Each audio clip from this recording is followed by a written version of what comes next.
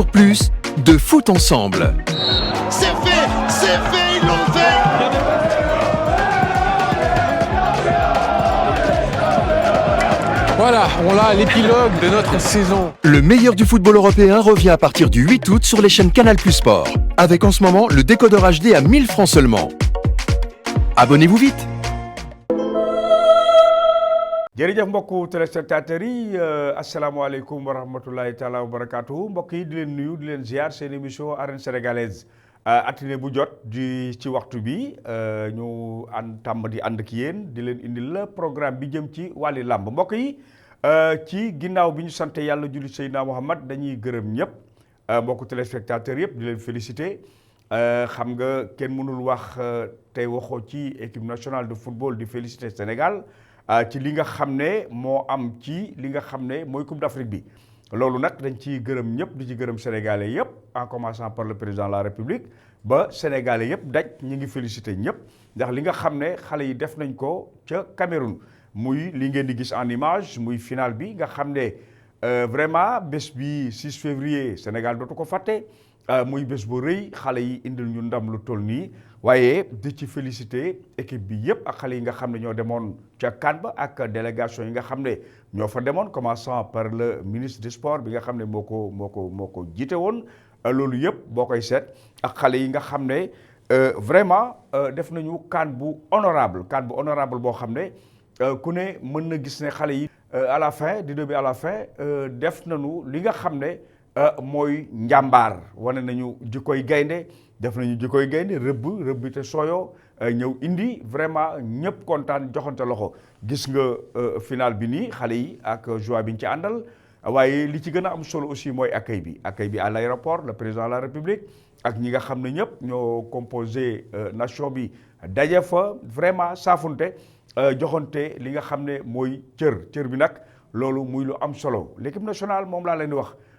équipe nationale la boo xam ne bii dafa bénéficier wu ak ay génération booy xool ki gën a ancien ci génération ci li nga xam ne mooy encadrement bi nga xam ne tey mën na moo représenté légende football sénégalais de Caire 86 à nos jours mu Cheikh Seck gis nga ku mel ni Cheikh Seck exemple la ci biir équipe nationale bi ndax jaar-jaaram ak réussitam bi nga xam ne am na ko ci sport ni mu ci mel léegi ak ni mu ci tollu léegi doon koo xam ne kii exemple la ci xale yi mu nekk seen biir rek xale yi mën nañ ci jëlee jikko ju baax mën nañ ci jëlee comportement bu baax mooy Cheikh Seck gis nga Caire 86 bokk na ci xale yi dafa amaat leneen lu leen renforcer mooy génération 2002 bi nga xam ne ñoom it lu ne def nañ ko ci football bi bànneex bu ne indil nañ ñu ko malheureusement ñoom it jëluñu ko mais ñooñu bu ñu dajee def benn kii autour des enfants xale yi dañuy am moral ñoo xam ne da nga leen daan dégg ñu doon sa idole tey nga dem bay nekk ak ñoom loolu da lay jox moral loolu bokk na ci lu gën a motiver xale yi waaye kenn du Aliou Cissé ci taxirloom kenn du Aliou Cissé ci li nga xam ne mooy persévérance kenn du Aliou Cissé ci li nga xam ne mooy jaar-jaaram ci équipe nationale de football nekk ci daan ko supporter football ci ba nekk ci capitaine ba nekk ci entraîneur tey ba indi Coupe d'Afrique loolu dafa am solo waaye dans tout ça nag man lépp dama koy jébbal le doyen Abdoulaye Diaw mi nga xam ne histoire du football sénégalais kenn mënu ko wax te waxoo Abdoulaye Diaw Alaaji Abdoulaye Diaw dañ koy rendre hommage ci ni mu daan galvaniser sénégalais yi bu ñu demee ba ñëw bu ñëpp di xuloo moom mu indi apaisement wax leen ne yoon wi fii la nañ fa jaar anamu tey doon na ko wax équipe nationale de football bu club yi dëgëree rek équipe nationale yi dëgër bon malheureusement nag sunu club local yi dëgërul mais booy xool xale yi seen club professionnel moo dëgër ndax booy xool équipe yi gën a mag ci Europe sunu xale yaa nga fu mel ni Liverpool Naples fu mel ni Paris Saint-Germain fu mel ni ay Marseille yooyu yëpp sunu xale yi ña nga fa kon ce qui veut dire que ñoom club yi ñu ne ñoo ëpp doole ci Europe moo tax moo gën a dëgëral nag équipe nationale bi loolu dafa am solo Alaaji Abdoulaye Diaw daan na ko wax moo tax tey teewaayam fii ngeen gis ko ci palais de la République lii lu mënul woon ñàkk la ndax dañu xam Alaaji Abdoulaye Diaw ndax xam nga am na benn générique su ma ko tegee léegi di ngeen xam générique bi bu ma ko tegee ñu bari dinañ fàttaliku seen temps primaire ñu bëri nañ fàttaliku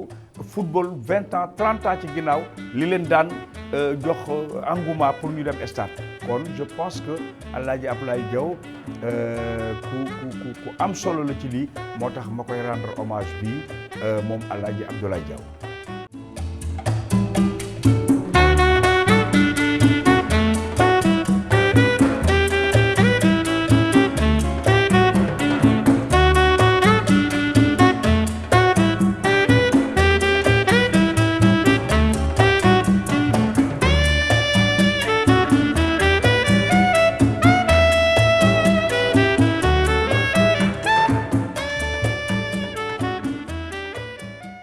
jërëjëf mbokk yi ginnaaw bi ñu génnee ci équipe nationale bi nga xam nga kenn mënul woon ñàkk féliciter xale yi ndax comme après CAN bi mooy sunu première émission arène sénégalaise te football bi indil ñu ndam loo xam ne lii ndam lu rëy mënuñu ko woon ñàkk rendre hommage sunu équipe nationale bi rendre hommage pays dëkk bi yëpp ndokkeel dëkk bi en même temps rendre hommage ki nga xam ne moom la ñu mujj rendre hommage mooy le doyen El Hadji Abdoulaye Diaw ku ne xam na ne Alassane Ndiaye Alou li mu def ci footballu Sénégal ku mel ni góor gi Majib Sène ndeysaan ñoom it ñu ngi leen di rendre hommage Pathé Dieye Fall ñu ngi koy rendre hommage ñoom ñëpp El Hadji Malick Sy Souris ak ñi nga xam ne ñoom lañ ko seqaloo ñëpp te jiitu leen ñoom ñëpp ñu ngi leen di rendre hommage képp koo xam ne rek mag nga te jàppoon ci équipe nationale bi surtout les entraîneurs Madi Koyaté mi fi nekkoon ak entraîneur national Pape Diop entraîneur national ak ñi nga xam ne seen rakk la ñu après yor équipe nationale bi ñoom ñëpp xam nga ñu ngi leen di rendre hommage ñoom Yatma Diop ñoom ñëpp nga xam ne lu bari def nañ ko mën naa leen lim bu ma ko doon lim du ma fi jógee ndax yu bari dund naa ko ak équipe nationale de football bi nga xam ne vraiment xale yi delloon nañu mbattu ca ndaala te it yàlla na leen jég mbokk yi ñi ngi jëm nag ci match bu am solo ñu nag Égypte ndax tamit gagné Égypte Coupe d'Afrique ba pare dañ ko war a éliminer nag barrage mondial bi nañ ko préparer parce que aller retour la dañuy dem Égypte football ak ñoom dellu si football fii moo tax li nga xam ne mooy coow li ma dégg nañu téye seen coow li xale yi lu ñu leen defal mérité nañ ko alalu réew mi lañ leen jox ak nu ñu leen ko joxee rek alalu réew mi lañ leen jox nañ leen motiver ndax ñu éliminer Égypte Coupe du monde parce que participation Coupe du monde kooku rek alal la participation bi rek waxuma nga commencé jouer Coupe du monde kon dawal leen seen xel yi ngeen di def activité c'est pas le moment te booy xool ba ci biir sax wax ji da ko dul jar ndax xale yi tey teraanga ji ñu leen defal boo leen sàgganee ba xale yi gedd ko di ngeen am kers ndax ñii du ñu xale yi n'importe quel xale de attention am na fu wax ji dem mën nañu delloowaat teraanga ji te booboo dina ñaaw dëkk bu ne jël nga Coupe d'Afrique mosoo dégg ñu werante ci seen teraanga te alu réew mi lañ leen jox Côte d'Ivoire bu mujj bii maa ngi koy waxtaan ak Laye Monteur mu ne ma 100 millions jox nañ leen ko ak ay villa da nga dégg coow bàyyi foo amul kii rek ñu bëgg fa dugal coow bëgg fa dugal politique waxuñu bu leen ci wax waaye c'est pas le moment sax waaye booy xool ba ci biir sax war naa mën a ñàkk dañu jëm ci élimination barrage Coupe du monde te ñu nag Égypte la encore te xale yi boo leen découragé ba ñu découragé wu attention loolu mën na répercuter ci match yi di ñëw ñu ngi leen di ñaan daal ngeen ànd ceeg dal ànd ceeg teggin ak sutura ba ñu pare ci yi ñuy pare parce que ñu ngi jëm ci barrage Coupe du monde ak Égypte la encore aller retour la bu ñu demee football ak ñoom dañ leen war a gagné bu ñu dellusee ñu gagné leen ba pare nag dalal leen ci stade bu bees bi nga xam ne moo nekk Diamniadio stade du Sénégal kon yooyu yëpp nañ ci bàyyi xel vraiment di ñaax ñëpp daal ñu retourner autour des gosses gën leen motiver bañ leen décourager bañ a indi ay affaire coowu xaalis ak coow yi alal ak coow yi suuf ba ñu qualifier mondial bi buñ ci qualifier luñ leen defaloon ci teraanga rek mën nañ ko récupérer ci mondial bi déjà participer coupe du monde rek ñaata milliards la loolu kay yéen a ngeen ko xale yi kon je pense que te réew mi lañ koy defal kon mbokk yi foofu daal laay ubbee di baalu ak yëpp di ñëw nag ci programme mu lamb ji ginnaaw bi ma jógee ci Lions yi dañuy dem rek ci journée Dieye production Tafa Mbër ak Liss Ndiago ñoo fa doon daje ñu dem nag arène nationale dellu si waat. jërë ngeen jëf asalaamaaleykum wa rahmatullah mbokki téléspectateurs yi bàyyi xel ITV rawatina émission bu mag boobu di arène sénégalaise tey la dimanche 13 février atum 2022 wala boog ma ne leen tey la dibéer fukki fan ak ñett ci ñaareelu weer ci weeru tubaab atum 2022 ñu ngi fii ci arène nationale Dieye production moo ñu fi woo boole fi combat d'espoir bu am solo diggante Tapha Mbeur la ak ki nga xamante ne mooy Liss Ndiago toftal na ci ay yeneen espoir yu neex a neex Tapha Mbeur jógee ci défaite Liss Ndiago jógee ci victoire muy ñaar ñoo xamante ne ñaari xale yoo xamante ni marqué nañu lamb torop yaakaaru lamb lañu moo ñu indi fi tey moom Dieye production boole fi ñaari xale yooyu Seydina Mbaye moom laa àndal ci cadre bi waaye laay monteur bi du ma ko fàtte Seydina dañuy dugg ci biir li nga xamante ne mooy arène bi wan leen li nga xamante ne moom la ñu fi jëlee ci combat yu ndaw ak li nga xamante ni jël nañu ko ci waxtaan ak li nga xamante ni jël nañu ko ci li nga xamante ne mooy pare yi ñu fi indi Seydina dañuy dugg ci biir arène nationale wan leen li nga xamante ni moo fi am dimanche 13 février atum 2022 ci arène nationale ak Dieye production Seydina acca ñu dem si biir wan leen li nga xamante ni moo fi am.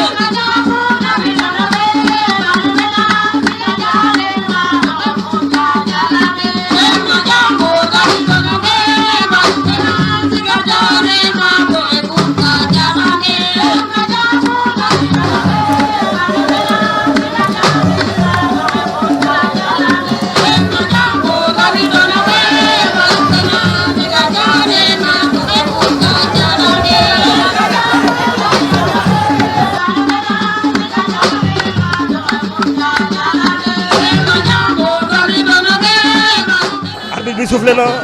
ndeysaan ñaari mbër yaa ngi ci déw bi bayu ko dara de day la xëy na Gossi jël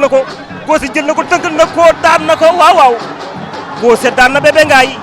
Seydina combat bi yàggul baat la tontu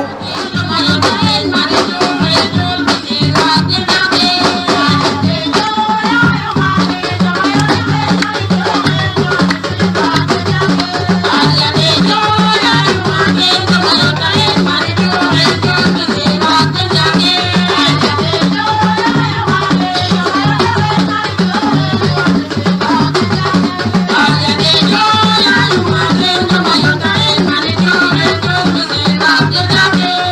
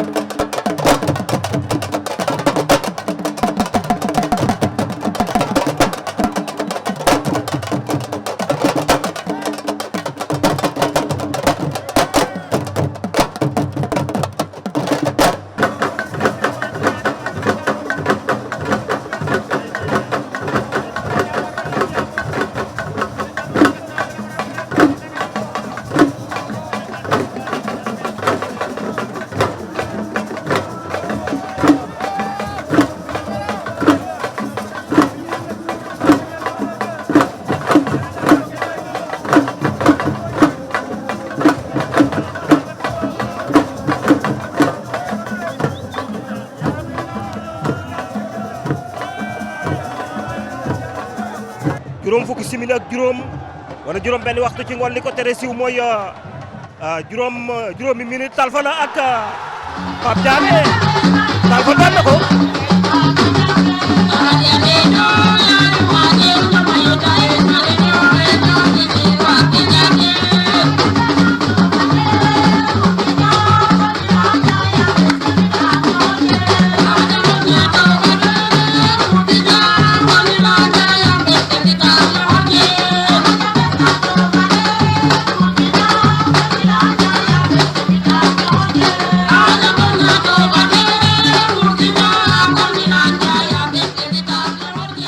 Promoteurs yi waxuñu dara sa combat. waaw bëri na mais du dara luñ ci déggoogun quoi xam nga lamb moom gars yi dañuy lamb fii lamb fee mais du benn combat bu officiel bu taxawagun pour Tapha Tine. war na ci weewu nag ñu ne Tapha Tine Modou Lo ak Ama Baldé lay xaar le 13 mars. waaw bëri na ñooñu sumay adversaire lañu ak ñeneen ak ñeneen. ku ci mel ni kan ak kan ginnaaw ñooñu. waaw exemple ñii ñu ngi ci ay combat pare guñu bu ñu paree affaire day gën a yaatu quoi. dëgg yàlla yàkkamtiwuñu xam naa booy amee combat it année prochaine lay doon kon xam nga yàkkamtiwuñu dara dañu entraîné comme ñoom rek voilà noonu la dem. dafa combat bi passé lan moo waral changement bi gis nañu Tapha indi xatar joo xamante ni mar day taal da nga daan lewat trop mais bii moom da nga ñëw rek mel ni ku ñu kii quoi lan moo waral changement bi. waaw liggéey rek. liggéey wóolu suñu bopp gem suñu bopp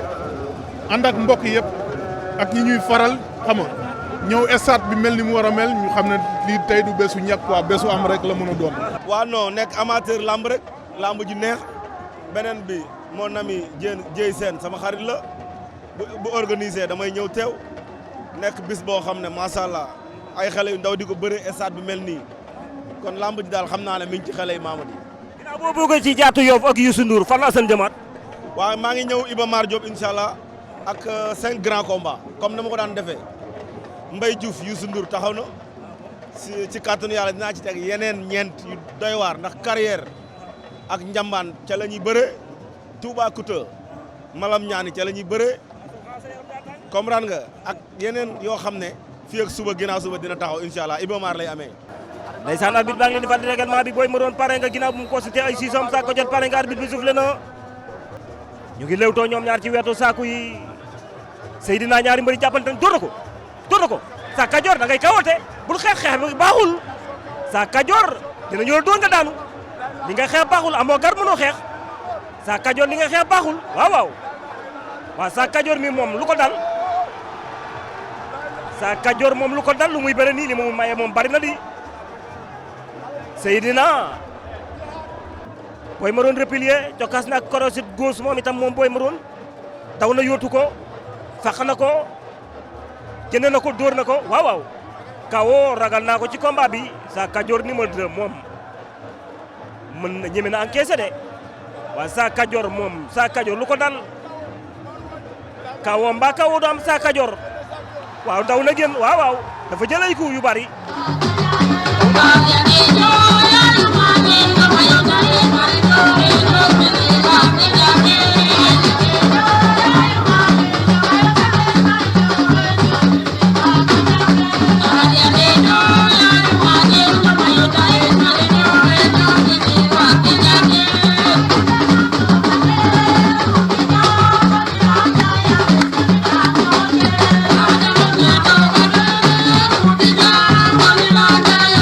Kita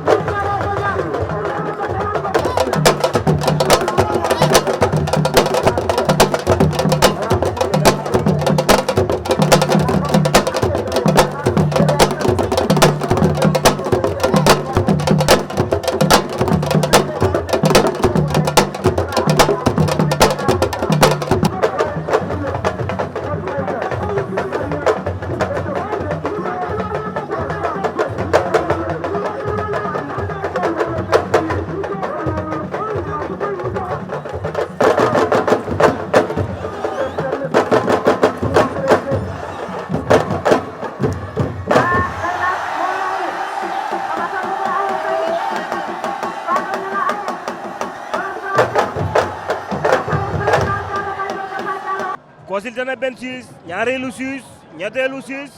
Jacob Baldé pare nga Boy Diobass pare nga arbitre bi soufflé na Seydina combat bi du yomb borom bés benn toll muy Fadel bu Dakar bés moom la ñu ko tuddee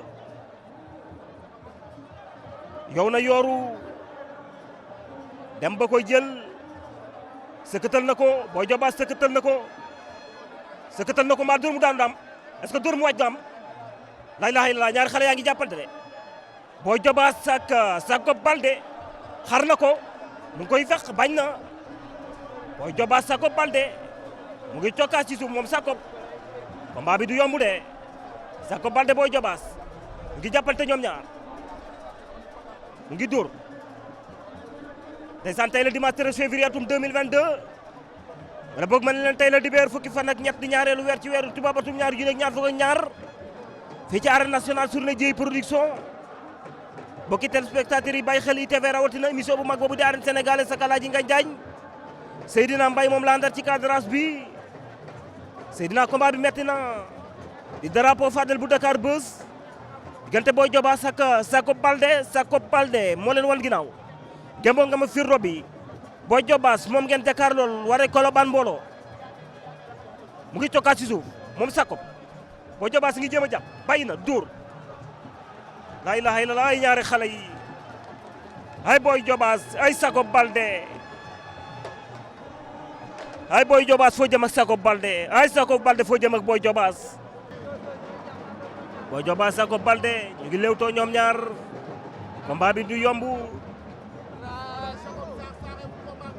ndeysaan door na ko daw na jël ko mu ko jël ñu ngi xeex lool door na ko waaw ay Boy Diobass ay Jacob Baldé combat bi metti na de ndeysaan ñu ngi lewtoo ñoom ñaar ba léegi kenn ku ne pied gauche jam na ko crochet droite crochet gauche léegi moom Jacob Baldé Boy Diobass daal di replier bàyyi na daal di dóor mais Boy Diobass li ngay joxe est-ce que wóor na Boy Diobass bu ma doon yow duma may Jacob Baldé wet gi de waaw bu ma doon yow duma may wet gi de Boy Diobass li ngay maye mbaa di nga ci génn Boy Diobass li ngay may Jacob Baldé bari na de mbaa di nga ci génn defal leen ngem li image bi dafiy des te day mbër bi day am ak njaboot ëllëg arbitre yi nañuy sóoraale ngem mi mbër yi waaw Boy Diobass li nga may Jacob Baldé bu ma doon yow duma ko def de mën ngaa bëre lool waaye li nga may dafa bari de weñ na ko mu ngi koy wër bañ na leen na ko daan na ko waaw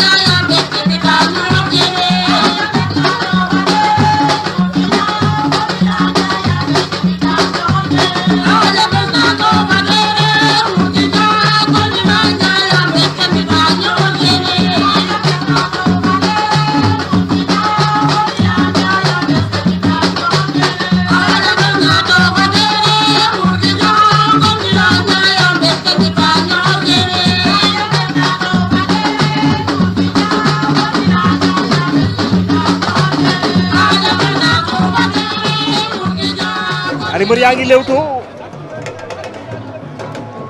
ndeysaan Paul bu Daaru ak Demixi bu Bac Seras juróom-ñaari waxtu ci ngoon dem na ba teg ñaar fukki simili ak juróom benn ngi lewtoo ñoom ñaar ñem si Paul bu Daaru sànni na léegi crochet droite moom Paul bu Daaru dem si jël na ko sukk na tar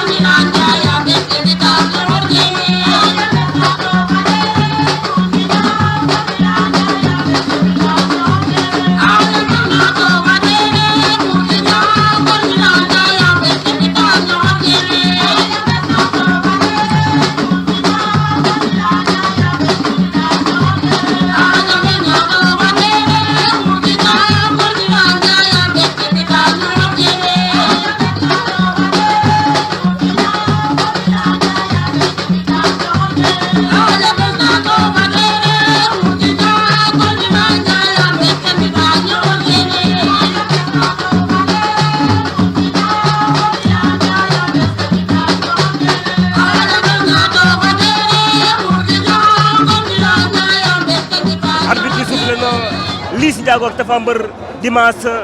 13 février atum 2022 wala boog man leen tey la dibéer fukki fan ak ñett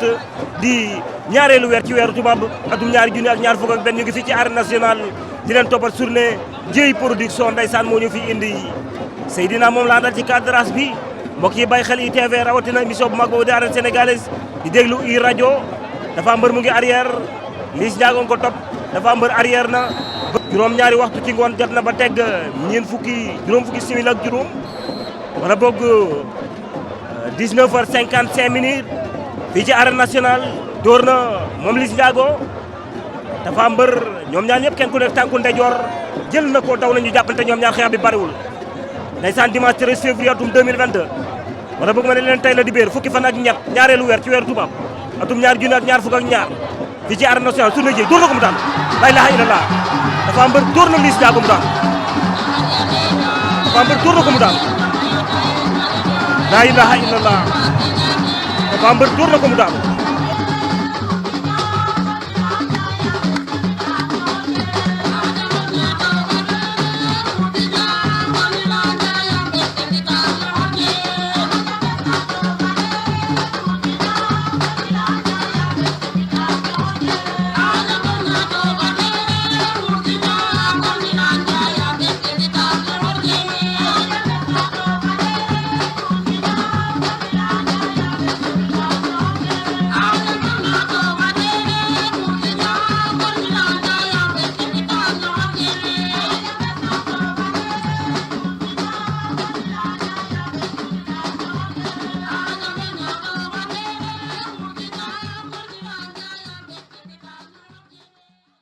jërëjëf mbokk yi ginnaaw bi ñu seetaanee combat yooyu diggante Liss Ndiago ak ki nga xam ne mooy Tapha Mbeur gis nga Tapha Mbeur da ko dóor da ko kor dóor ko ñaari uppercut mu wàcc déjà daanu na ñaari yoon bi uppercut yi ñëwee dafa rëpp def 4 appuis waaye xale bi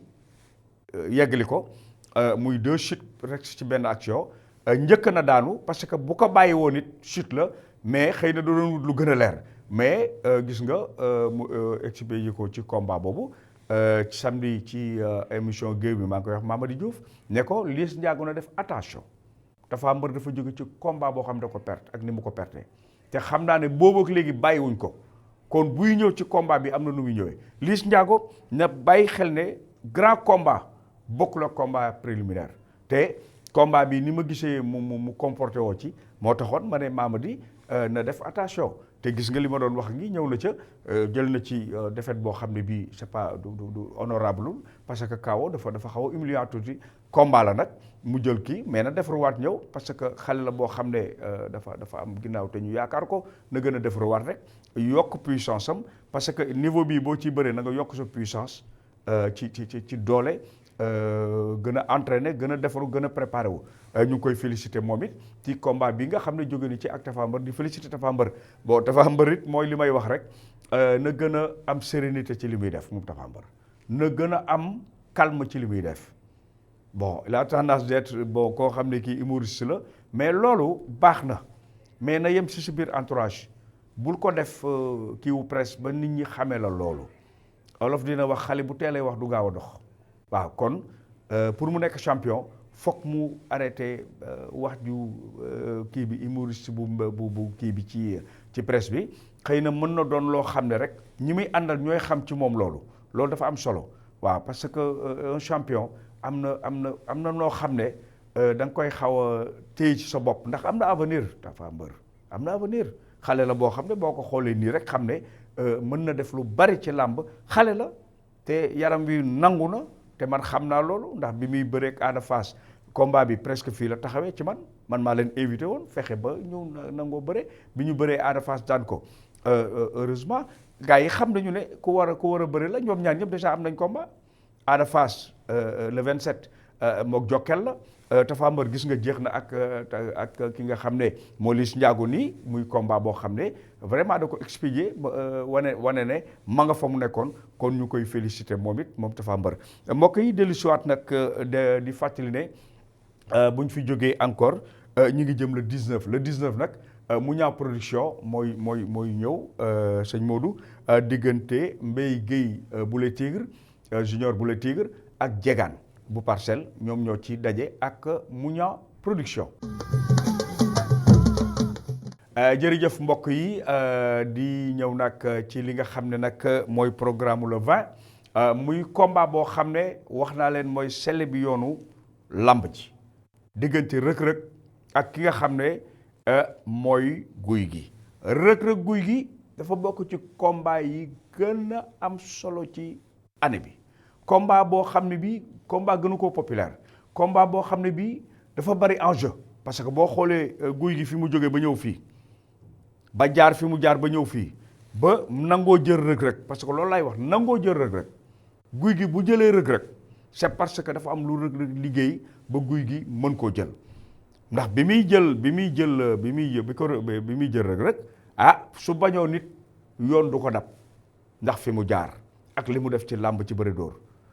kii dafa wane boppam ci bëre simple loo xam ne guy gi dafa ko ci bëre simple kii dafa def ci bëre dóor loo xam ne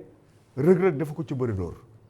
kon ñoom ñaar ku ci ne ci li nga nekkoon moo la may nga mën a dajeek sa morom muy sele bi yoonu làmb dañ leen di seetaan ñoom ñaar seen jàkkaarloo dellusiwaat ñëwaat nag ma ndar kàpp nag li nga xam ne mooy enjeu combat bi. man kenn ku ne xamee na ma bu ma la daane sax ma la yëkkati. rëg-rëg. waaw yàlla def na man ñu ma mës a daan yëpp dama leen di ñëw tamit yëkki. non mu daanee laan man ñu ma mës a daan ñu ma mës a daan laa la wax buñ ma daanee damay ñëw yëkki leen si traduit waxuma pour arène simple laa. ñu nga daan arène. ñu ma daan arène bu ma leen daanee damay dem sama yoon.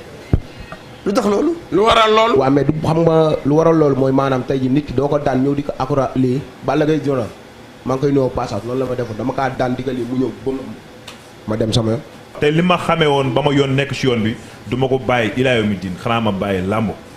mais làmb ji dafa ma jaral lépp lu ñuy xalaat ci guy gi pour def ko dina ko def lépp lu ñuy xalaat pour mu may ko ndam ci charia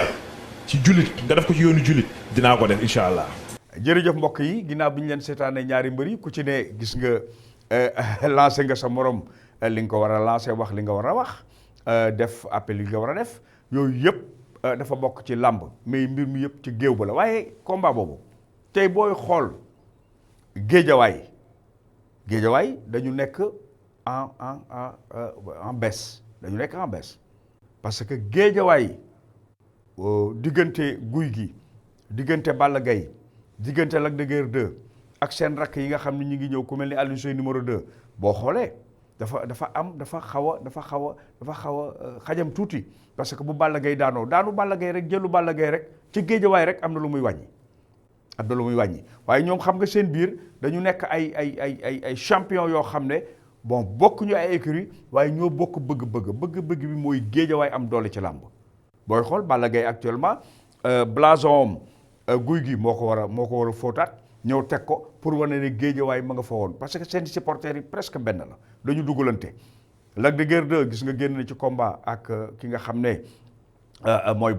Eumeu Sène tey gis nga résultat bi mu ci am avant loolu gis nga mook Boy Niang résultat bi mu ci am bien vrai que c'est des résultats waaye xam nga mbër li ko jik mooy daan gang même ñoom seen bopp intérieurement même bu ñu la gagné par point ñoom intérieurement sax peut-être duñ ko mën a savourer ni ñu ko bëgg a savourer kon moom am na ay résultats yoo xam ne dafa étriqué moom Lac de Guiers 2 ci Boy Niang d'abord ndax après recours la jot victoire am moo ko amat seen gis nga fi mu jeexee par avertissement la jeexee yu mel noonu gis nga Balla Gaye ñëw daanu ak ni mu daanu ak ki ko daan gis nga kon Guédiawaye actuellement mi ngi ci loxo guy gi ci popularité mi ngi ci loxo guy gi pour nanguwaat li nga xam ne mooy engouement bi ñu amoon ci kii bi mooy enjeu bi loolu mooy enjeu bi ndax kii muy bëreel dugg Guédiawaye rek la bëgg kii muy bëreel dugg Guédiawaye xel maa nga Guédiawaye moo tax guy gi tey dafa taxawee Guédiawaye pour doon li nga xam ne mooy obstacle bi war a tëj gi nga xam ne Reug mu bañ a dugg Guédiawaye Reug aussi dafa nekk ci rampe de lancement boo xam ne lutte traditionnelle moo ko may ba pare mu ñëw def ci lutte frappe bi ay victoire te mosu si dégg mu ñël kon je pense que Reug phénomène la bu ñëw ci làmb ji xam nga toog déglu ne ko yàgg Balla Gaye mu taxaw ne maa ko ëpp doole ñu ñëw ci élément boobu mook Balla Gaye mais Franc temps yi gis nga ko. waaw champion la. da nga ko lëjaloon ndax tey ji boo xoolee. non da nga ko moom ñoo fi nekkoon. nga lëjal ko dafa maa ngi moom la. moom la man la. Franc. waaw. nu mu tuddee bis bi. waaw Serigne Ndiaye 2. waaw Zambala. waaw. Général Malika. Général Malika après la ñëw. après la ñëw. waaw. nu mu tuddati Mamadou Ndiaye. waaw Ablaye Ndiaye. nu mu tuddati ay Boy Faye ordinateur. ñun ñoo fa nekkoon boo xoolee poids lourd boo xoolee ay 15 personnes lay mat. ñun ñoo fa nekkoon. ñun nag dañuy dem bàyyi suñuy rakk ñëw. ñu ngi doon dox sama combat guy gi mais guy gi yàggoon na quoi. mais après dafa bañ. ñun instant bi kenn doxagul sama combat. ci guy gi la yàqoo. ah père yow xam nga du yàqoo si man. ah fii la toog ne moom ku fi man lay bañ fii. ah ku fi man. waaw léegi na ma ñëw jël. en tout cas wax jàngoogu. maa fi man alors père maa fi man. na ma ñëw jël. mu ñëw ci jël waaw. yow yaa fi man. loolu defi day bañ loolu naa nga ma wax la guy gi ñett laa wax ñett waaw. guy gi mu ngi may dégg. waaw sunu grand la bu ñu respecté. waaw lamb moo ñu boole bu jeexee rek jéena fu ñu daje dañuy jàmm sante ndax sunu grand la. waaye nam ma ko jox cër yi nam ma ko. waaw mais dama nekk la ñett laa koy wax. waaw guy gi. waaw benn. waaw bu bëreeg man. bu bëreeg man. lii xew sa géew ba. maa koy def maay xeex maay bëre manul dara. waaw loolu foofu laa yem. yow nu mu lay jëlee yow tamit boo waxee loolu. kon day ñëw tëdd. day ñëw foofu laa yem. Sa Thiès du jël. loolu day yàq lamb. day yàq lamb Reug defal naa ngi rek père xam nga fi nga ñëwee moo tax may ñëwaat jamono mun toll nii. si man laa wax sama gëm-gëm doon xale bëgg lu may def. yaa ëpp doole. fuuf Balla Gaye ëpp doole Modou Lo fuuf. voilà dégg nga moom Modou Lo aussi li mu répondre ci émission boo xam ne dañ ko ci invité woon pour te dire que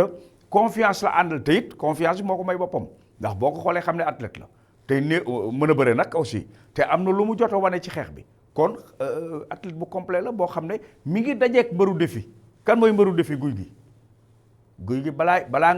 ngay xam guy gi rek ñu ne tey nag tey la Samba Yandigaan kooku mooy guy gi ak Reug le 20 février ci arène nationale ak waa groupe GFM di félicité bu baax Mao Cissé mi ko jiite mi jiite programme boobu gis nga le 20 la ca fa nga xam ne mooy arène nationale invité d'honneur bi nag le ministre des sports maire Fatick Makhtar Ba mbokk yi rendez-vous baa ngoogu. bëre bu rëy waaye ma ne la ñaari champion la ñu boole tey de. xale yaa ngi bëre Ama jëlaat na ko guy gi Ama nga koy jéem a mbot guy gi Ama waaw Ama jëlaat na tàgg ba Ama guy gi. Ama Baldé xale yaa ngi bëre. attention la ilaha illallah Ama takk na guy gi. Ama takk na guy gi waaye gis nga guy gi nag xoolal guy gi. Ama nga koy jéem a daan. guy gi daan na Ama Baldé. allahu akbar. daan na Ama. allahu akbar. Ama Baldé bëri na ba daanu. la ilaha illallah. guy gi daan na Ama Baldé ci action. oh la la la la la. jërëjëf mbokk yi laata bu ñu jógee foofu nag ci wàllu programme mu làmb Fallou Ndiaye le 27 février mu ngi ñuy yóbbu moom it arène nationale diggante ki nga xam ne mooy Ada Fass ak Jokkel kooku Fallou production la muy combat boo xam ne xale buy doog a dugg ci cour des grands la ak mag moo xam ne aussi mi ngi wut a réhabilité wu muy Jokkel boobu ba léegi fu ne jaar na fa pour réhabilité wu combat boobu nag le 27 la ci arène nationale. mbokk yi le 27 ba léegi ca Iba Mar Diop tamit diggante mbay guy gi la ak ki nga xam ne mooy Zarko combat boobu nag waa Reine de Dakar ñoom Jumbo sunu xarit yooyu ñoom ñoo ko organisé Iba Mar muy ñaari bés le 27 Iba Mar Zarko mbay guy gi le 27 arène nationale ki nga xam ne mooy Jokal ak Ada Fass kon le 27 ñaari programme yooyu ñoo ci am mbokk yi di enchaîner nag ak li nga xam ne mooy le 27 mars voilà daal liñ koor gaa ngoogu nag muy revanche double revanche Bombardier Eumeu Sène dañu bëree woon mbokk yi dañuy seetaani combat bu njëkk bi dellu si waat. Bombardier Eumeu Sène ñu ngi xeex Bombardier Eumeu Sène diri na Bombardier Eumeu Sène daan na Bombardier.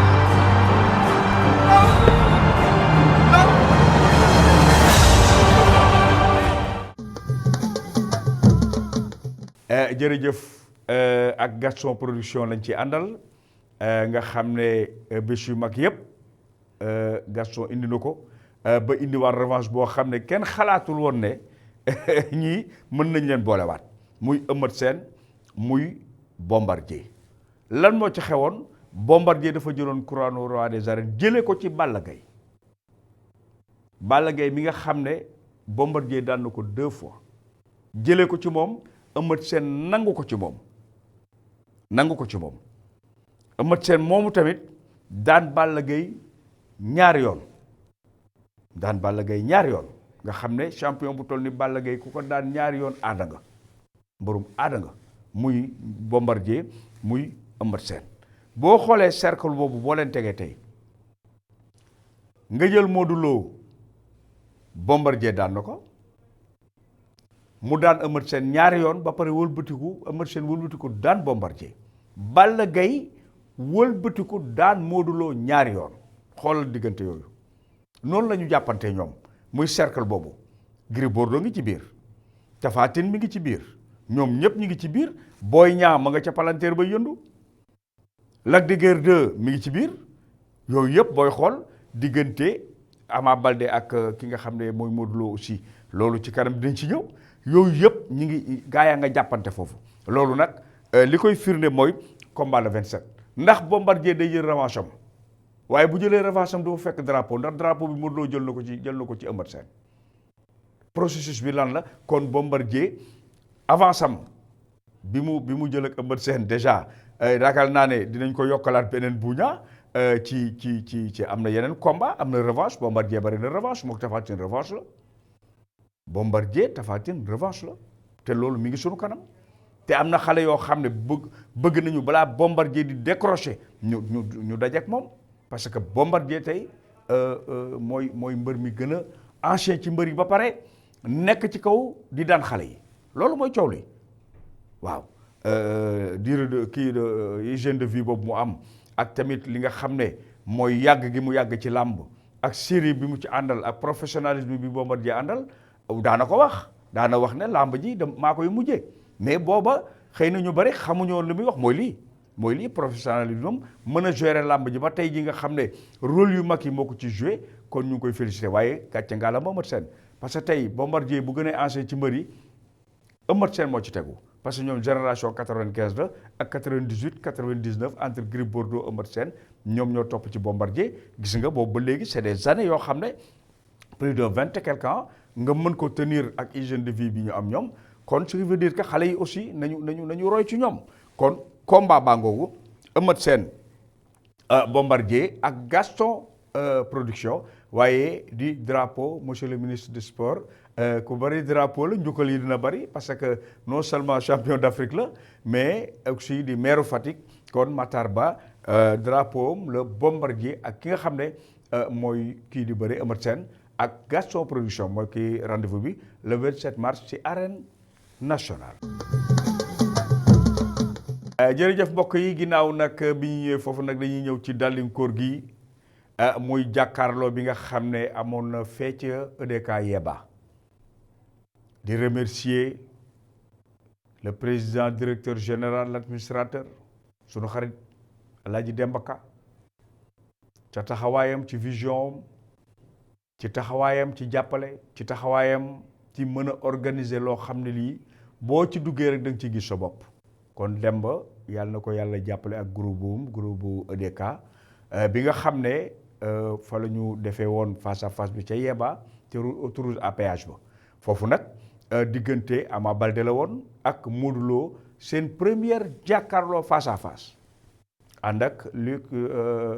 Nicolaï business bi nga xam ne ñoo ko organisé muy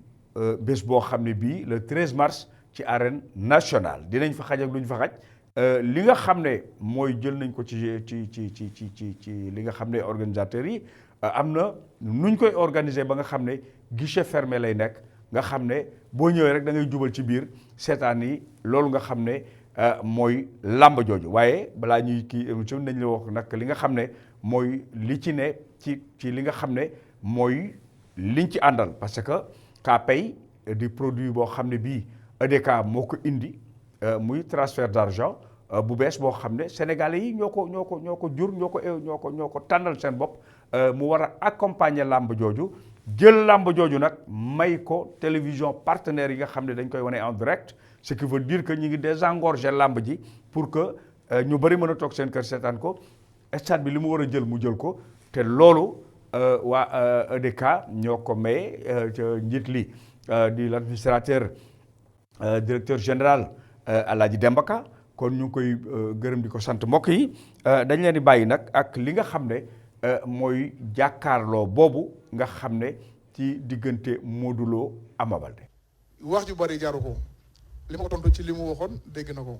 man nee naa ko sama oto fu ma toog ngéemu mu ngi sama oto moom laa jox moom lay defee lépp mais na ñëw ñu laal ko nii ñu laal ko nii ama nen nañ ko maye léegi ni parewul day soob rek ana waa CNG pare ngeen non moom parewul day soob rek day wax maam Serafa gis nga xoolal wax dafa yomb wallahi wax dafa yomb waaye la treize yow doo dara xoolal wax ma duma la yow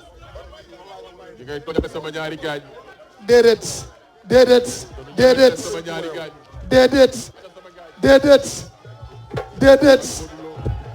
lu bëy lekk di ci moom la xar lekk na miit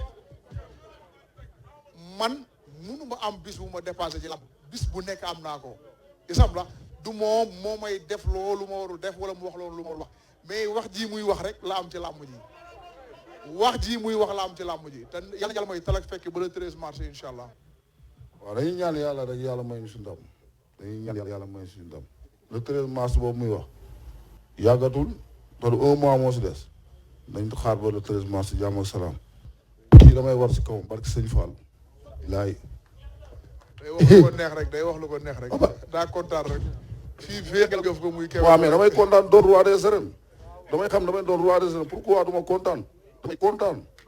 waaw yow kontaan rek waxu ñeme yàlla damay kontaan damay doon roi des arènes mu kontaan. fu jëf war a wax amu fa yoon le tëré dafa soreetul dañ yàlla may talak fekk ba ñu tëj barrière yi nga xam ne wax ju bari yëngalu ma. amaa looy tontu foofu. amul lu may tontu si moom le 13 mars lay tontu barke Serigne Touba amul lu may tontu brodeur yàlla baax na xam na héritage Pikine maa ngi nono Pikine man maay dondu Pikine man maa téye drapeau Pikine sajuma sax way duloo waa Pikine dofuma sax bay way duloo waa Pikine maa ngi lan mooy way duloo waa Pikine ama dégg moom lan mooy way duloo waa Pikine mooy Modou Lo mu am si ma karat way duloo waa Pikine xam nga karat bi Modou Lo mu am ci yow karat bi laa la wax xam nga karat bi waaw loolu laa la wax bu ko si amee sax Modou looy tontu foofu kii soxla ma ko daanee kat ab bi tur mu këpp ko soxla daane ci suuf sa rek man non ma ko daanee kat ab bi non waxuma kat ab bi dama ne su amee kat ab bi su ma amee kat ab bi bu amee sama kat ab bi defet la waa may la soxla wu ma la daanee kat ab yi noo ko soxla daane Modou dóor mu këpp wala waaw yow waaw di wax rek moom mbër la woon xam nga day nekk di jàngat làmb xalaatam la ci wax nag waaye comme ku nekk moom arme booy yóbbu guerre moom defe naa yow lay concerné doo ko wax quoi mais incha allah xam nañ lu ñu war a yóbbu ci bis ba incha allah te ñoo ngi ci liggéey bu soobee yàlla. waaw dañuy sant Fadam rek moom champion la xam ne waxu champion doo xeeb dégg nañ lu mu wax bu baax a baax parce que yaakaar naa sama grand si lañu fi nañ si liggéey bu baax a baax du ko sant di ko gërëm bu baax a baax Fadam jërëjëf. Modou Ama bu la sëkkatelee loolu laa lay laaj.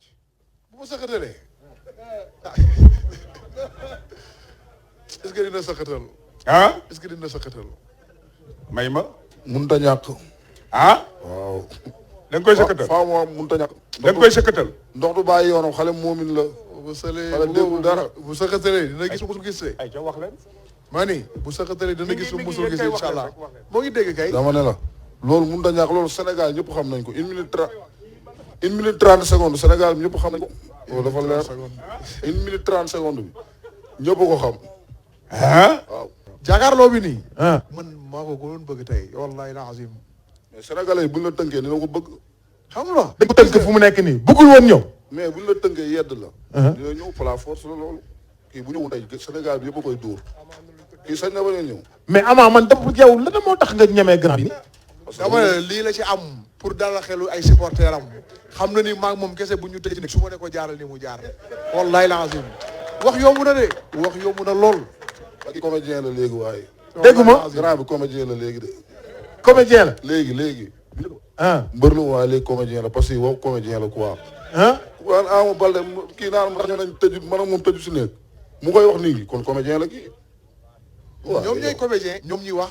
man damay xaw ma ragal jàkkaar lay ragal ci góor yàlla. mais yow lan ngay ragal ci jàkkaarloog moom lan nga. moom laa koy laaj ñoom laa koy laaj. ñoom ñi fi nekkoon di kewetu ay dafa. moo dafa ñëwee ku ut ay nervi. Modou bu dem ba indi nervi. dégguma. Modou bu dem ba indi nervi. Modou bu dem ba indi nervi. problème am na. Modou dafa indi ay nervi. waaw ay nervi naa ko gaarale ma problème am na. caat xam doy na man xoolal xale mu ndaw. kii di beneen rek moom sax da koy may succès quoi. di beneen rek moom da koy may succès. mais man xam naa. ban succès la may. dama la kii ban succès la ma war a may. moom xam na man xam naa. waaw dama ne ban succès la may. xam naa. waa léegi man kii ban succès la ma may. nee na bu nekkee di benn rek yow da lay may succès de. waaw may ko succès dama la. may ko succès. moo tax ma accepté bëreeg moom. dëgg la. may ko succès. moo tax ma accepté bëreeg moom. moo tax bis bi dépassé leen ba ñuy kebetu fu nekk yàgg nañ bëree yàgg nañu am signature musul demee nii ñoom. mais li ma doon wax rek ci point de passé xam naa bis bi moo leen dépassé moo tax ku nekk ñoom di takk rajo yi mais nañu yàlla may talak fekkee ba tey incha allahu taala jaratul wax ju bari. mais am nga adversaire yëpp. yow Balla Gaye yaa ko doon fekk ne ko yow ma la jàppee yow Balla Gaye yaa ko doon napp di ko song ba bés ba ñëw mais tey dafa mel ni affaire bi dafa tourné booy bi mooy ñëw. di wax non jamais de la vie. Ama yéebe koy déranger. dama la jamais de la vie. Ama yéebe koy déranger. Ama yéebe. moo koy déranger. non pourtant moom nag waa parcelle dañ koy kii de. gisoo tey ku tudd yuuxu leen Ama yéebe. da koy dégg pour la force. da koy déranger li ma koy déranger. mais Ama lii lan la koy déranger. li ma koy déranger bu ko dégg. bëggul ci lii dara. déedéet. Modou lii da lay déranger. bàyyi ko wax ji muy wax rek bàyyi ko wax ji. di nuyu képp ku fi teew di nuyu ñaari mbëri muy Modou Lo di Ama Baldé maa leen di ziar baax a baax di nuyu sama papa Nicolas di rafetlu li nga xamante ne moom mooy teewaay bi vraiment kontaan naa trop. di leen ñaari mbëri vraiment lii nii bu amee rek nañ fexe lamb ji yegg ci jàmm parce que nañu wax ak seen i supporters parce que lamb ji ñëpp a koy xaar. dama teew fii comme mbër waaye dama teew fii parce que suma papa Demba Ka moo ma invité ci bis bi parce que moom ñoo bëri yëpp lay jàppale mais dama am relation bu particulier ak suma papa la suma lépp la.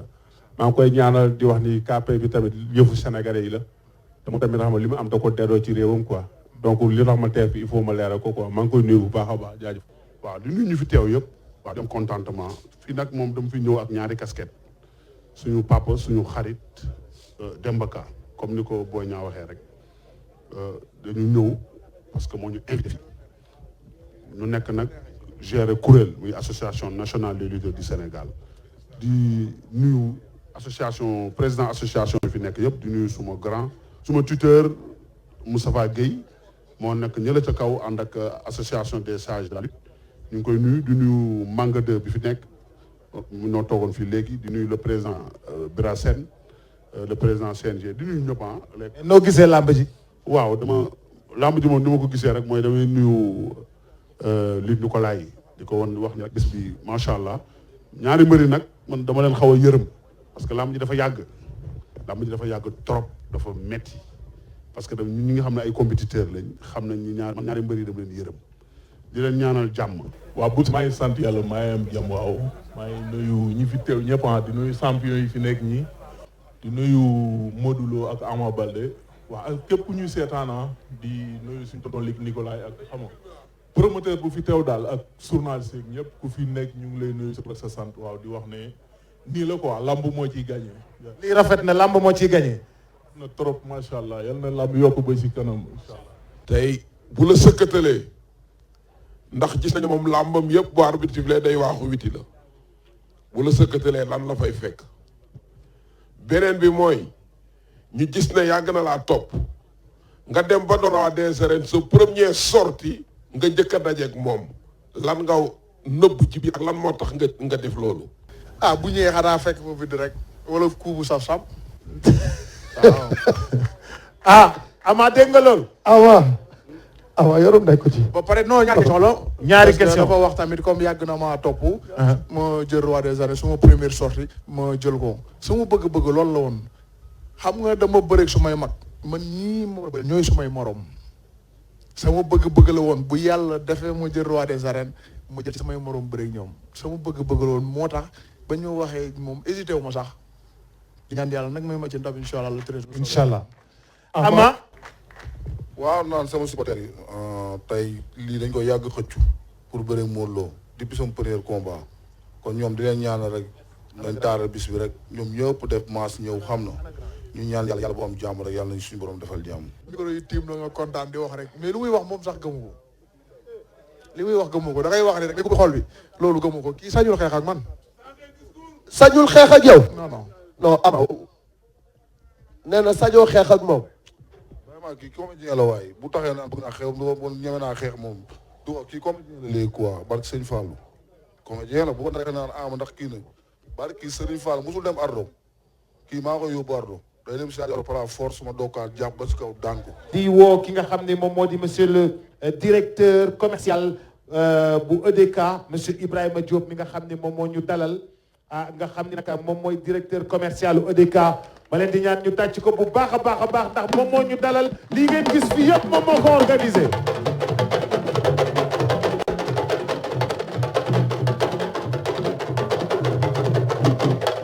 di nuyu monsieur le gouverneur ak chef de service yi mu àndaloon di nuyu également le président du CNG monsieur Bira Sène di nuyu président association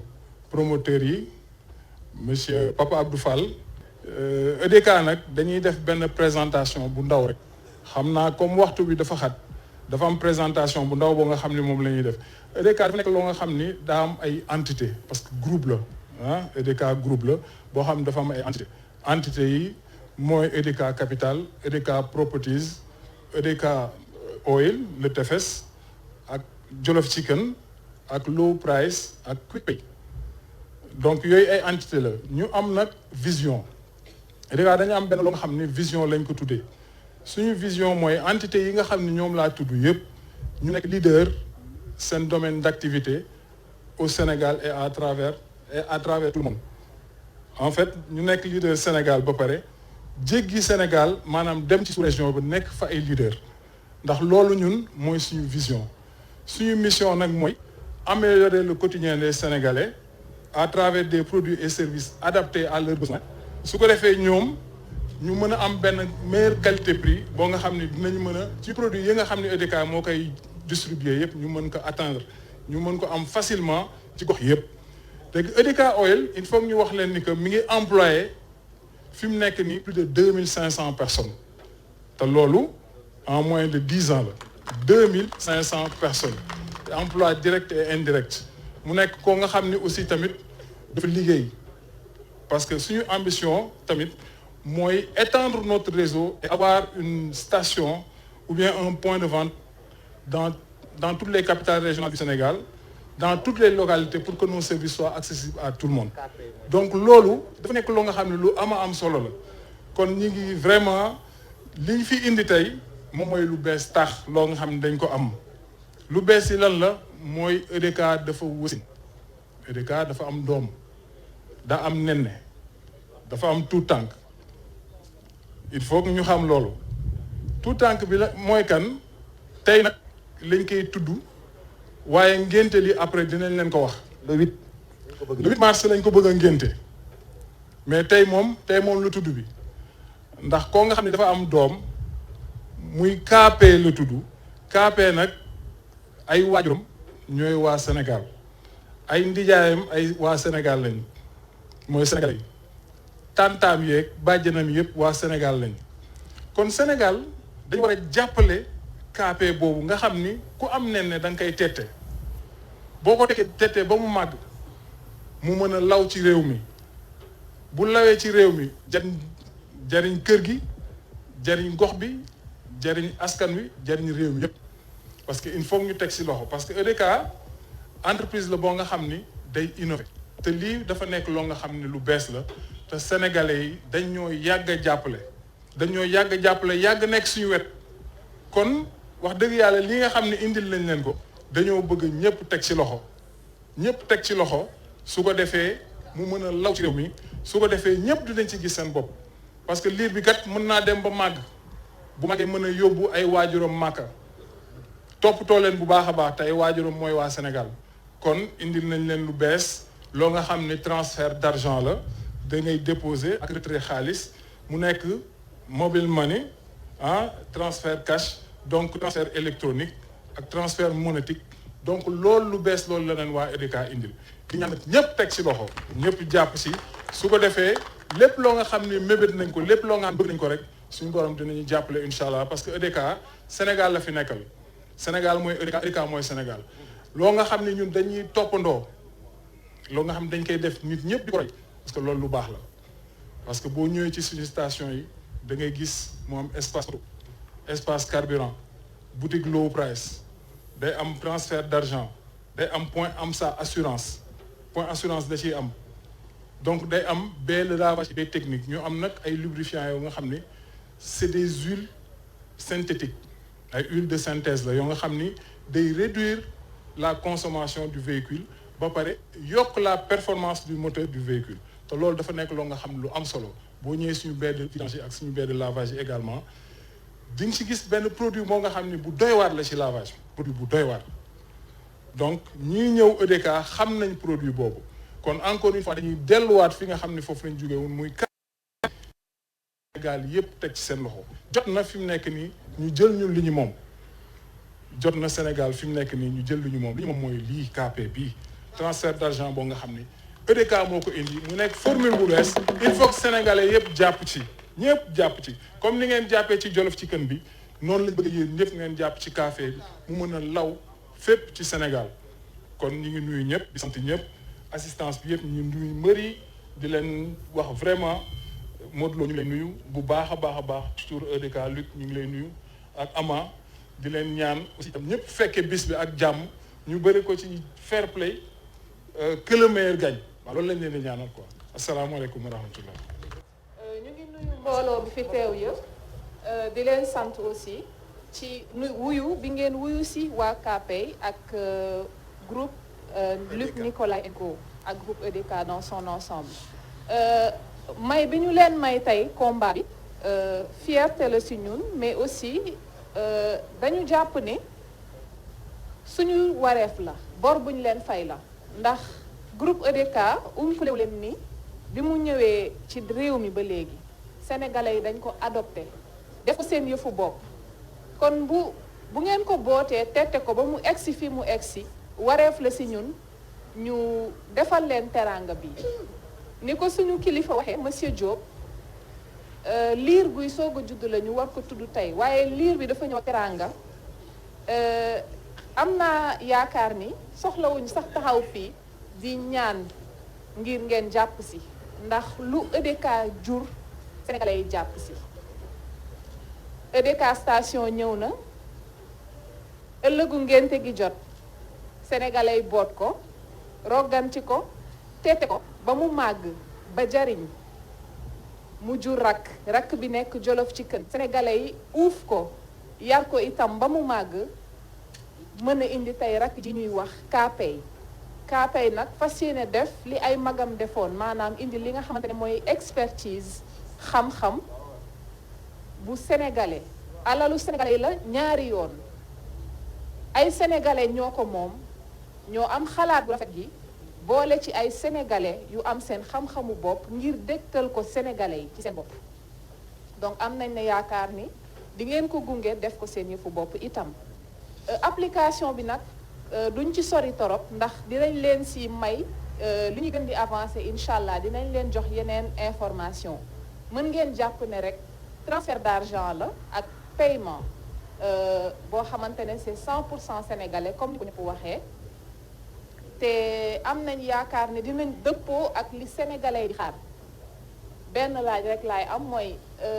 sénégalais li mu soxla keneen kan moo ko gën a xam lu dul mbokku sénégalais am. dëgg la. ay doomi Sénégal ñoo xam ne doomi sénégalais soxla ñu di ko indil te incha allah du ngeen ko rëccu kon maa ngi jox kàddu gi sama naataango ngir mu eggali merci beaucoup. asalaamaaleykum maa ngi nuyu ñëpp di ziar ñëpp di ziar waa Sénégal gannaaw bi soxna si waxee ba pare leen rek lañ ci dolli mooy waxtu bi jot na waxtu Sénégal développé Sénégal ak ay doomam jot na waxtu xaalis su ma koy jox sama mbokk koom gi ci jóge bañ a delloo bitim réew jot na waxtu Sénégal gagné coupe d'Afrique jot na waxtu KPay Sénégal yëpp jël ko jot na kon nag mbokk yi jot na ñu ngi leen di indil KPay na ko ñëpp jël jërëjëf. mbokk yi jërë ngeen jëf vraiment seetaan nañu jàkkaarloo bu am solo jàkkaarloo boo xam ne bii vraiment liñ ci bëggoon gis yëpp gis nañ ko ci di féliciter nag Boubacar Diallo Boubacar di kilifa ci kër gi ba pare am modestie bu toll nii waaye nag maître de cérémonie la ndax ku ne bëgg nga boo xewlee Boubacar ubbil la ko présenter la ñi muy présenter loolu la yàlla dogal ñu ngi koy ñaanal yàlla baat bi gën a wér mu gën a am jot nag gàttan pour mën a def liggéey bi yëpp ndax boo xoolee lii yëpp ak ni mu ko organiser ak ni mu ko doxalee vraiment grandeur waaw chapeau ba à Boubacar ci li nga xam ne def na ko ci cérémonie bi nga xam ne EDK amaloon na ko ca Yeba doon lancé produit bi nga xam ne mooy KPay di transfert d'argent bu bees boo xam ne incha allahu rabbi ñu le 8 mars ci lañ koy lancé nag ci lañ koy ngénte réew bi juddu na muy KPay waaye le 8 mars lañ koy ngénte gën koo fësal gën koo leeral waaye gis nga làmb moo ko lancé nii la woon EDK Bargny ku ne xam na ne suñu souvenir Yékini le champion d'Afrique Yékini le roi des arènes Yékini bi nga xam ne cinquantenaire u Sénégal yi moo doon meilleur lutteur ak Bombardier mi nga xam ne roi des arènes Bombardier mi nga xam ne tey làmb ji daf ko téye ci loxoom Bombardier boobu ñoom ñaar foofu ñoom ñoo lancé EDK bu Bargny waaw ñoom ñaar fa la ñu signé woon seen jàkkaarloo bu njëkk fa la ñu ko defee woon mu réussir woon lool ci teewooyu El Hadj Mansour Mbaye comme invité ce jour-là Gaston Production amaloon ko ànd ceek EDK ak Dembaka vraiment ñu leen di remercier EDK yàgg na jàpp ci làmb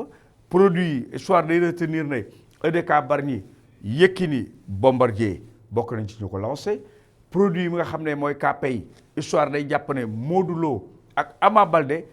seen combat moo lancé produit boobu kon loolu la ci làmb doon séntu mbokk yi di leen gërëm di leen sant di leen baalu àq nag ci li nga xam ne wax ji bu fekkee am na fu mu dugg foorul dugg ñi ngi jéggalu di ñaan yàlla mi borom jàmm dolli ko réew mi yàlla mi muy waroom sutura dolli ñu sutura waaye daal fañ ko ubbi woon rek mën nañ ko faa tëjee tuuti ci Abdoulaye Diaw di ko félicité bu baax waaye di ci félicité nag soxna Marème Faye mi nga xam ne ci xereñam ci bàyyi xel réew mi bàyyi xel magi réew mi boolente ci Alaaji Abdoulaye Diaw ba mu ñëw mën ci def ay kaddu waaye mbokk yi du ñu jeexal te félicité ñu sunu doom sunu jarbaat ci kër gi Adama Anouska Ba ci li nga xam ne moo bokk na ci ñi ñu nominé ne ci Afrique ñi fi gën a mën a présenter journal télévisé ñu nominé ko ci mu war a dem nag jëli raaya googu dem jongante ko loolu nag ñu ngi ko ciy gërëm bu baax ndax journaliste Afrique yëpp bu ñu sélectionné Adama Anouska Ba ne bokk na ci ñi gën a mën a présenter journal loolu fierté Sénégal la loolu mbégte Sénégal la rawatina nag groupe E-Média ca bopp ba Mamadou Ibra Kane ak ñëpp ñu ëmb kër gi kon nga xam ne liggéey rek moo am solo xale yi góorgóorlu rek moo am solo xale yi boo ci boolee yar ak teggin nag day gën a neex moo tax ñu ne boo yoroo ma ca tàngal yéy guney ngaay kon Adama ndokkale félicitation ci loolu luy door la rek waaye ndam yi ci yëpp ak xale yi nga xam ne vraiment mënuñoo ñàkk bañ leen félicité ñooñu indi Coupe d'Afrique bi attention Babacar Ndaw Faye ak équipe am Cheikhou Seydi ñoom Cheikh Diop ñoom Babacar Ndiaye sëñ Saliou Dem ak Jeeba seen jigéen ndeysaan ñoom ñooñu indil Coupe d'Afrique bi kon ñoom ñëpp ñu ngi leen di félicité di ndokkeel réew mi yëpp mbokk yi asalaamaaleykum wa rahmatullahi taala wa barakaatu.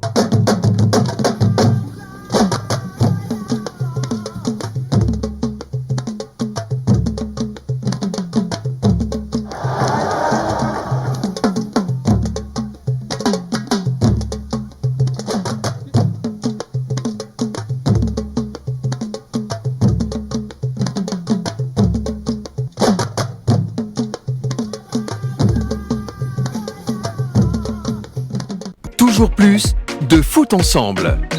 C'est fait, ils l'ont fait.